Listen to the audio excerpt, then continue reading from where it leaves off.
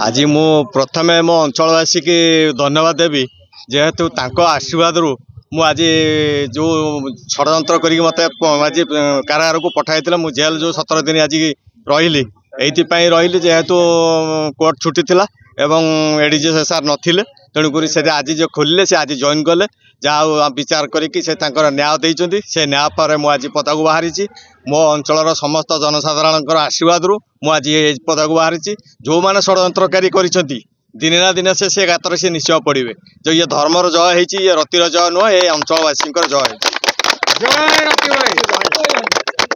आज्ञा मुझे बंच ग्राम जन सचेतन नागरिक हिसाब से प्राय छोट कार्यक्रम ठारू बड़ कार्यक्रम संश्लिष्ट थाए मु मो गाँव अनुभव कौन माने मो पूर्वपुरुष एभलिया अभियोग क्या विरुद्ध कौन चक्रांतकारी गोष्ठी कर नथिले आम जीवन मु प्रथम देखिली बंच इतिहास रे ये गोटे कलंकित अध्याय सृष्टि कर जो मैंने करिसेंती राम भाया देवता सी कालचक्र पड़ी गोटे निज कालचक्र पड़ी बहुत हतसत होती जीवन में सी ठाकुरंकर आशीर्वाद एवं जनसाधारण मान आशीर्वाद सी आज बलवान होइतु आज बहुत शीघ्र ये अन्याय विरुद्ध प्रतिरोध करने आम सहित जोगदे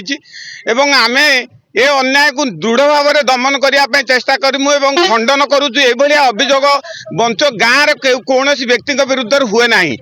गोटे मिथ्या आरोप मिथ्या गोटे संकीर्ण मनोभाव नहीं कि कार्यक्रम जो है बंच इतिहास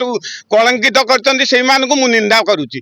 माने आज मु निंदा करुच्ची अकथनीय अत्याचार जो मैंने देइचंती आम प्रति एते समाज आज एते बड़ समाज जहाँ पछरे छिड़ा है आपण मैंने अनुभव कर बंच गाँव सब आबाल वृद्ध बनिता आज रतिकांत पछपटे छिड़ा होती कहीं दुख समय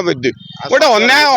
अन्याय प्रतिरोध करने सत्यर जय करने सब बंच तरफ आज समस्त आज एकत्रित होती जय जगन्नाथ आमको बलवान करूँ आम अन्याय को प्रतिरोध कर जय जगन्नाथ।